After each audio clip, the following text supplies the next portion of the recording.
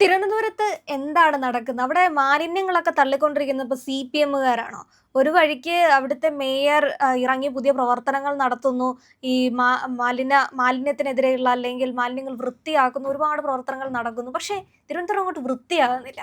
അങ്ങനെ മേയർ കണ്ടുപിടിച്ചതാണ് ഇത് ഒരു വഴിക്ക് മേയർ വൃത്തിയാക്കുമ്പോൾ അപ്പുറത്ത് തള്ളിക്കൊണ്ടിരിക്കുന്നത് സിപിഎമ്മുകാരാണെന്ന്. അതെ, അങ്ങനെയാണോ? ഒരാളെ കൈയോടെ പിടിച്ചല്ലോ, ഷമീർ എന്ന് പറഞ്ഞിട്ട് ഒരാളെയാണ് പിടിച്ചത്. പിടിച്ചപ്പോൾ ഇയാൾ നഗരസഭാ ജീവനക്കാരെ ആക്രമിക്കാൻ ശ്രമിച്ചു. അതിന് ശേഷം തമിഴ്നാട്ടിലേക്ക് കടന്ന് അവിടെ വെച്ചാണ് പോലീസ് പിടികൂടുന്നത്. എന്നിട്ട് ഇയാളെ ഇവിടെ കൊണ്ടുവരികയും ചെയ്തു.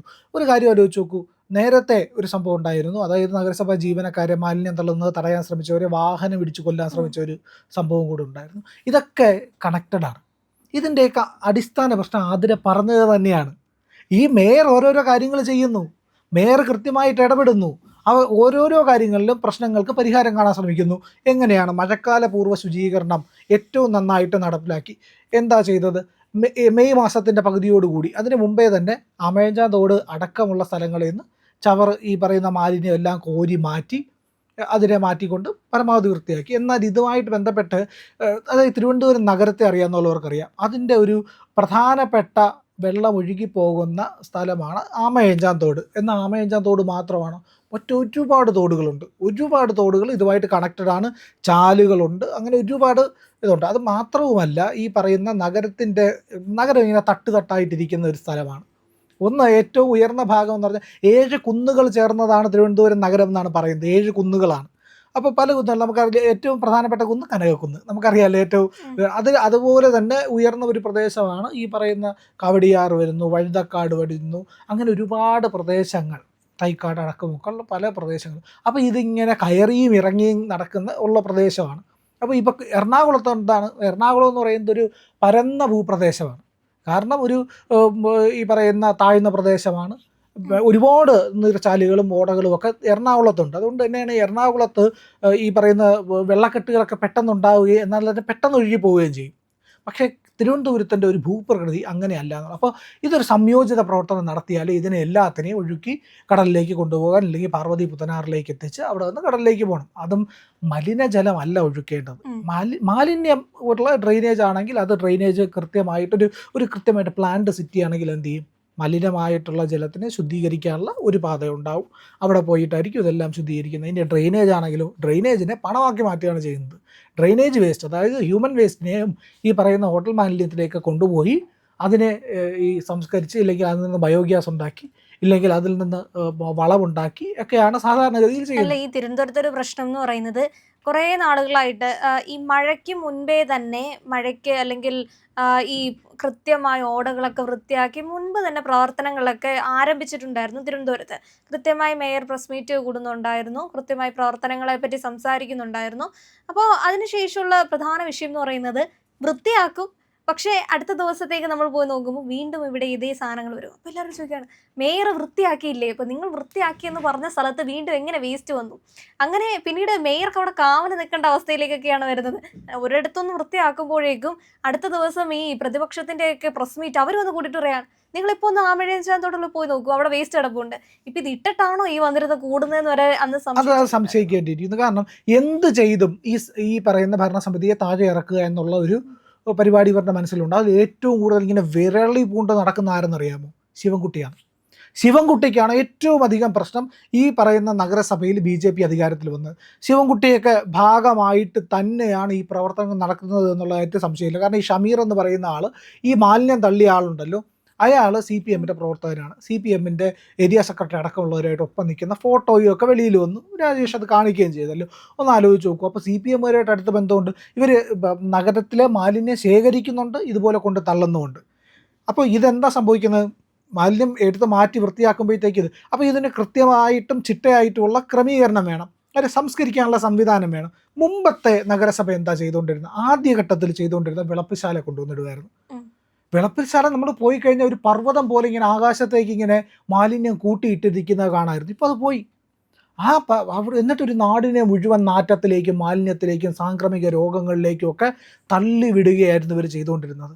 ആ നാട് മൊത്തം, ആ വിളപ്പിൽശാല എന്ന് പറയുന്ന പ്രദേശം എനിക്ക് കൃത്യമായിട്ട് അറിയാമെന്നുള്ളത് കൊണ്ട് പറയുന്നു, ആ പ്രദേശമാകെ രോഗവാഹകരായിട്ടുള്ള ജീവികളുടെ ഡയലോഗുകളൊക്കെ കേട്ടിട്ടുണ്ട്. ഇതെന്താ വിളപ്പിൽശാലയാണോ എന്ന് കേൾക്കുമ്പോൾ തോന്നിയിട്ടുണ്ട്. ഈ വിളപ്പിൽശാല എന്ന് പറയുന്ന അത്ര വൃത്തികെട്ട സ്ഥലമാണോ അയ്യോ അല്ല, വളരെ എന്നൊക്കെ. മനോഹരമായ ഗ്രാമമാണ്. പക്ഷേ എന്താ സംഭവിച്ചതെന്നറിയാമോ? ഈ പറയുന്ന വെളപ്പശാലയിൽ ഈ പറയുന്ന മാലിന്യം എല്ലാം കൂടെ കൊണ്ടിട്ടിട്ട് ഈ മാലിന്യത്തിൽ നിന്ന് അവിടുത്തെ തോടുകളൊക്കെ ഉണ്ട്. ഉം. ആ തോടുകളിലൊക്കെ കറുത്ത വെള്ളം ഒഴുകാൻ തുടങ്ങി. നമ്മുടെ ആമേജ തോട്ടിൽ ഒഴുകുന്നത് പോലത്തെ കറുത്ത വെള്ളം ഒഴുകാൻ തുടങ്ങി. അതിൻ്റെ കാരണം എന്താ? ഈ മാലിന്യത്തിൽ നിന്ന് ഊറി വരുന്ന ഈ പറയുന്ന മലിനജലമാണ് വന്ന് പിറകുന്നത്. അത് ഒരു ഗ്രാമപ്രദേശത്ത് വ്യവസായമില്ല, അത്തരം പ്രശ്നങ്ങളൊന്നുമില്ല. സാധാരണ മനുഷ്യർ ജീവിക്കുന്നിടത്ത് ശുദ്ധമായ തണ്ണീരൊഴുകേണ്ടടുത്ത് ഇതുകൊണ്ടിട്ടിരിക്കുന്നത്. എന്നിട്ട് അടുത്ത പദ്ധതി എന്തായിരുന്നു അറിയാമോ? അപ്പോൾ അവിടെ സമരമായി, ജനകീയ പ്രക്ഷോഭമായി, ജനങ്ങൾ ദീർഘകാലം സമരം ചെയ്ത് അത് അടപ്പിച്ചു. ഇപ്പോൾ അവിടെ മാലിന്യം കൊണ്ട് തള്ളുന്നില്ല. പിന്നെ എവിടെയാണ് തള്ളിക്കൊണ്ടിരുന്നത്? പിന്നെ അട്ടക്കുളങ്ങര ആ ബൈപ്പാസിൻ്റെ സൈഡിലുള്ള വലിയ ആ ഭൂമിയിൽ കൊണ്ട് തള്ളാൻ തുടങ്ങി. അപ്പോൾ അവിടെയും ഇത് തന്നെയായിരുന്നു പ്രശ്നം.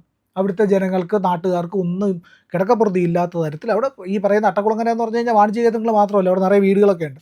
അപ്പോൾ അവിടെ അത് കഴിഞ്ഞിട്ട് അവരുടെ പദ്ധതി എന്തായിരുന്നു അറിയാമോ? പാലോട് ഈ പറയുന്ന വനമേഖലയോട് അടുത്തുള്ള പ്രദേശത്ത് കൊണ്ടുവന്ന് മാലിന്യം തള്ളാനായിട്ട്. അപ്പോൾ ഇവർക്ക് ഈ മാലിന്യം കൊണ്ടുവന്ന് തള്ളാനേ അറിയാവുള്ളൂ. അത് വേർതിരിച്ച് അതിനെ പല പല ഘട്ടങ്ങളാക്കി മാറ്റി അതിനെ പുനരുപയോഗിക്കാനുള്ള സംവിധാനങ്ങൾ കൊണ്ടുവരാൻ അറിഞ്ഞുകൂടാ. അത് അറിഞ്ഞുകൂടാത്തത് കൊണ്ടല്ല. അങ്ങനെയൊക്കെ ചെയ്തു കഴിഞ്ഞാൽ പ്രശ്നങ്ങൾ അങ്ങ് പരിഹരിക്കപ്പെടില്ലേ? പരിഹരിക്കപ്പെട്ട് കഴിഞ്ഞാൽ പിന്നെ എന്ത് പറഞ്ഞ് ഇവർ വീണ്ടും ജനങ്ങളുടെ ഇടയിലേക്ക് ഇറങ്ങും? അപ്പോൾ ഇവരുടെ അടിസ്ഥാന പ്രശ്നം, സി പി എമ്മിൻ്റെയൊക്കെ അടിസ്ഥാന കാര്യമെന്ന് പറയുന്നത് പ്രശ്നങ്ങളെ നിലനിർത്തുക എന്നുള്ളതാണ്. അതിന് വേണ്ടിയിട്ടാണ് ശ്രമിച്ചുകൊണ്ടിരിക്കുന്നത്. തെരുവ് നായ പ്രശ്നം അത് ഏതാണ്ട് ഏറെക്കുറെ പരിഹരിച്ചുകൊണ്ടിരിക്കുകയാണ്. നിരന്തരമായ ഇടപെടൽ നഗരസഭ നടത്തിക്കൊണ്ടിരിക്കുന്നത് കൊണ്ടാണ് ഇപ്പോൾ ആ പ്രശ്നങ്ങൾ വലിയ തോതിൽ ബാധിക്കാതിരിക്കുന്നത്. ഷെൽട്ടർ ഹോമുകൾ പടിപടിയായിട്ട് നടപ്പിലാക്കുന്നു. ABC എന്ന് പറയുന്ന പ്രവർത്തനം നടത്തുന്നു. അപ്പോൾ അനിമൽ ബർത്ത് കൺട്രോളിലൂടെ ഒക്കെ ഇത് പരിഹരിക്കാൻ പറ്റുള്ളൂ പൂർണ്ണമായിട്ട്. പിന്നെ ഷെൽട്ടർ ഹോമുകളാണ്. പിന്നെ എന്ന് പറഞ്ഞു കഴിഞ്ഞാൽ ഈ പറയുന്ന ആൾക്കാർ ഇതിനെ അഡോപ്റ്റ് ചെയ്യുക എന്നുള്ളത്. സാധാരണ തെരുവ് നായ്ക്കളെ, തെരുവ് ജനിക്കുന്ന പട്ടിക്കുട്ടികളെയൊക്കെ അഡോപ്റ്റ് ചെയ്ത് കഴിഞ്ഞാൽ, അപ്പോൾ ഇങ്ങനെ ഓരോ ഘട്ടം ഘട്ടമായിട്ട് പ്രശ്നങ്ങൾ പരിഹരിക്കും. അപ്പോൾ മാലിന്യ പ്രശ്നം ഒരു ഘട്ടത്തിൽ പരിഹരിച്ചു കൊണ്ടിരിക്കുമ്പോൾ, ഇല്ലെങ്കിൽ വെള്ളക്കെട്ട് ഉണ്ടാവാതിരിക്കുമ്പോൾ, അതിനെ പരിഹരിക്കുമ്പോൾ ബാക്കിയുള്ള എല്ലാ വകുപ്പുകളും ഒരു സഹകരണം ഇല്ലാതിരിക്കുക. അതായത് നഗരസഭയുടെ കീഴിലുള്ള തോടും ഓടയും ഒക്കെ വൃത്തിയാക്കി കഴിഞ്ഞപ്പോൾ മറ്റവർ ഒന്നും ചെയ്യാൻ പറ്റില്ല, ഒന്നിനെ സഹകരിക്കാതിരിക്കുക. അങ്ങനെ സഹകരിക്കാതിരിക്കുമ്പോൾ എന്ത് പറ്റും? എല്ലാം കൂടി ഒരുമിച്ച് ഒഴുകിപ്പോയാലേ പ്രശ്നം പരിഹരിക്കുകയുള്ളൂ. ഇത് അങ്ങനെ പരിഹരിക്കാതിരിക്കാൻ വേണ്ടിയിട്ട് തന്നെ ആസൂത്രിതമായിട്ടുള്ള പല വകുപ്പുകളുടെ നീക്കങ്ങൾ നടക്കുകയും വീണ്ടും വെള്ളക്കെട്ടുണ്ടാവുകയും ചെയ്തു. വെള്ളക്കെട്ടുണ്ടാവാതെയൊന്നും വരുന്നില്ല. അപ്പോൾ ഇത് മനഃപൂർവ്വമാണ് എന്നുള്ളത് എല്ലാവർക്കും മനസ്സിലാവുകയും ചെയ്തു. കാരണം കൃത്യമായിട്ടുള്ള വിശദീകരണം മേയർ VV രാജേഷ് പറഞ്ഞു. എന്നിട്ടെന്താണ് സംഭവിച്ചത്? പിന്നെയും ഈ പറയുന്ന മാലിന്യം കൊണ്ട് തള്ളുക എന്ന് പറയുന്ന പ്രക്രിയ CPM ആരംഭിച്ചു. ആ പ്രക്രിയയും കൂടെ CPM ഏറ്റെടുത്ത് അവർ നടത്തിക്കൊണ്ടിരിക്കുകയാണ്. അല്ല, ശരിക്കും ഇങ്ങനെ കൊണ്ട് തള്ളുന്ന സമയത്ത് ഇത് മേയറിനോടുള്ള ഒരു ദേഷ്യം കൊണ്ടായിരിക്കാം, അല്ലെങ്കിൽ അവിടെ ഭരിക്കുന്ന ഭരണസമിതിയോടുള്ള പ്രശ്നം കൊണ്ടായിരിക്കാം. പക്ഷെ ഇത് ഇടപെടേണ്ട ശരിക്കും നാട്ടുകാരാണ്. ഈ ആമയിഴഞ്ചാൻ തോടിന്റെ അപ്പുറത്ത് കുറച്ച് വ്യവസായങ്ങളൊക്കെ നടത്തുന്ന ആളുകളുണ്ടല്ലോ, അതുവഴിയൊന്നും നടന്നു പോകാൻ പറ്റത്തില്ല. അപ്പോൾ ഇത് കാണുന്ന സമയത്ത് അപ്പോഴേ അങ്ങ് അടി കൊടുക്കുകയാണെങ്കിൽ പ്രശ്നം തീരുക എന്നുള്ളതാണ്. പിന്നെ ഈ പാതിരാത്രിയിലൊക്കെ കൊണ്ട് തള്ളുന്ന വിഷയമായതുകൊണ്ടാണ് പലർക്കും. പക്ഷെ എന്നാലും അവിടെ ആളുകൾ ഉണ്ട് എങ്കിൽ അപ്പം തന്നെ പിടിച്ച്, അല്ലെങ്കിൽ കൃത്യമായിട്ട്, കാരണം അവർക്കൂടാണ് ഈ ഒരു പ്രശ്നം ഉണ്ടാകുന്നത്. ഈ ഒരു കാര്യം നമ്മൾ ഈ ആമയിഴഞ്ചാൻ തോട് ആദ്യം വൃത്തിയാക്കിയ സമയത്ത് ഞാനവിടെ പോയിട്ടുണ്ടായിരുന്നു. അപ്പോൾ നോക്കുന്ന സമയത്താണെങ്കിലും വൃത്തിയാക്കിയിട്ടുണ്ട്, ഒരു വർഷം മുഴുവൻ വൃത്തിയാക്കിയിട്ടുണ്ടെങ്കിലും പുതിയതായി ആരോ കൊണ്ട് വേസ്റ്റ് ഇടുന്നതായിട്ട് കാണാൻ പറ്റുന്നുണ്ട്. അപ്പോൾ ഇങ്ങനെ വിചാരിക്കുകയും ചെയ്തു, ഇത് വൃത്തിയാക്കിയത് നമുക്ക് മനസ്സിലാവുന്നുണ്ട്, അപ്പോൾ പുതിയതായിട്ട് ആരായിരിക്കും കൊണ്ട് വേസ്റ്റ് ഇട്ടിട്ടുണ്ടായിരിക്കും. എന്തായാലും അപ്പുറത്തുള്ള വ്യവസായ കേന്ദ്രങ്ങളൊന്നും തൊട്ട് അവരുടെ മുന്നിലേക്ക് കൊണ്ടുവന്ന് ഇടില്ല. അപ്പോൾ അവിടുന്ന് ശേഖരിച്ച് കൊണ്ടുപോകുന്നുമുണ്ട്, കൃത്യമായി കോർപ്പറേഷൻ്റെ വണ്ടി വന്ന് കൃത്യമായി കൊണ്ടുപോകുന്നുമുണ്ട്. അപ്പോൾ ഇത് ആരാണ് ഇടുന്നത്? പക്ഷെ ഇങ്ങനെയൊരു കാര്യം കൃത്യമായി കൊണ്ടുവന്നതും CPM, ഇനിയിപ്പോൾ എന്താണ് CPMന്റെ പ്രതിരോധം ഉണ്ടാക്കാൻ പോകുന്നതെന്ന് അറിയില്ല. അല്ല, പ്രതിരോധമൊന്നും ഉണ്ടാവില്ല. പ്രതിരോധം അവർക്ക് എന്ത് പറയാനാണ്? അവർ ഈ പറയുന്ന ഈ ഭരണസമിതിക്കെതിരെ എന്തെങ്കിലും കുറ്റം പറയാൻ ഇവർക്ക് പറ്റുമോ?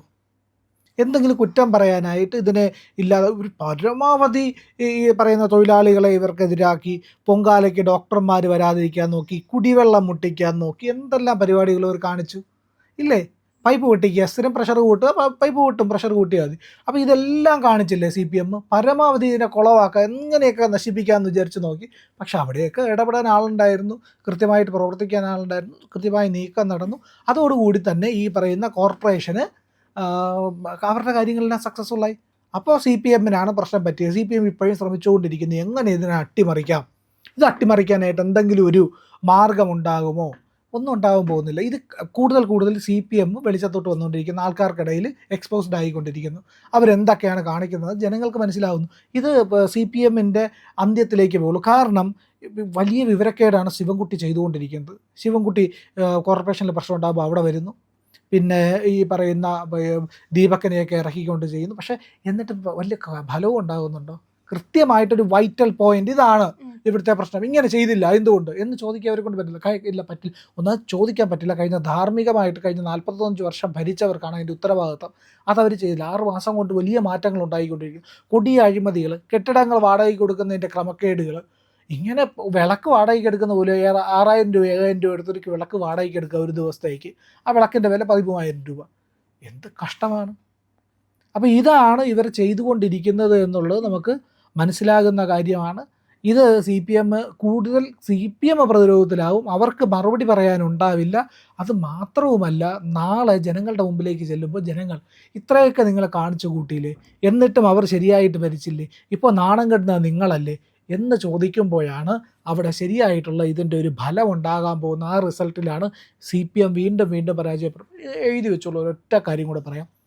അടുത്ത ഒരു തെരഞ്ഞെടുപ്പ് ഇപ്പോഴോ ഇനി ഈ ടേം കഴിഞ്ഞിട്ടോ നടക്കുമ്പോൾ നമുക്ക് കാണാം BJP ഇതിലും ഭൂരിപക്ഷത്തിലായിരിക്കും അവിടെ അധികാരത്തിൽ വരുന്നത്. അതിന് കാരണം വാസ്തവം ജനങ്ങൾ മനസ്സിലാക്കിക്കൊണ്ടേയിരിക്കുന്നു എന്നുള്ളതാണ്. പ്രിയപ്പെട്ട പ്രേക്ഷകരെ, ഞങ്ങൾ ഇന്ത്യ ലൈവ് പതിവുപോലെ നമ്മൾ പറയുകയാണ്, മാധ്യമങ്ങളിൽ വരാത്ത, മറ്റു മാധ്യമങ്ങൾ പറയാത്ത വാർത്തകളാണ് നിങ്ങളുടെ മുന്നിലേക്ക് കൊണ്ടുവരുന്നത്. ഇത് പറയാൻ ഞങ്ങൾക്ക് പ്രേരണയും ശക്തിയും നിങ്ങളാണ്. നിങ്ങൾ ഞങ്ങളുടെ കൂടെ ഉണ്ടാവണം. ഞങ്ങളുടെ ചാനൽ സബ്സ്ക്രൈബ് ചെയ്യണം. നമുക്കൊരു ചാനൽ കൂടിയുണ്ട്, C4N, C4N മലയാളം. നമ്മൾ ഈ തെരഞ്ഞെടുപ്പൊക്കെ ആയതുകൊണ്ട് കൂടുതൽ വാർത്തകൾ നമ്മുടെ ഈ പ്ലാറ്റ്ഫോമിൽ തന്നെ കൊടുക്കാൻ കഴിയാത്തതുകൊണ്ടാണ് C4Nൽ പുതിയ വാർത്തകൾ കൊടുക്കുന്നത്. അപ്പോൾ ആ ചാനലും കൂടി ഒന്ന് സബ്സ്ക്രൈബ് ചെയ്യണം. ഇന്ത്യ ലൈവ് ഉറപ്പായിട്ടും ചെയ്യണം. C4N കൂടെ, C4N, C എന്ന് പറഞ്ഞാൽ ക്രെഡിബിൾ, ഫോർ എൻ നേഷൻ, രാജ്യം. നമ്മുടെ രാജ്യത്തിന് വേണ്ടിയാണ്. രാജ്യം വിട്ട് ഒരു കാര്യവും ഇന്ത്യ ലൈവിനില്ല. അതുകൊണ്ട് ഞങ്ങളുടെ കൂടെ ഉണ്ടാവണം എന്നുകൂടി അഭ്യർത്ഥിക്കുന്നു.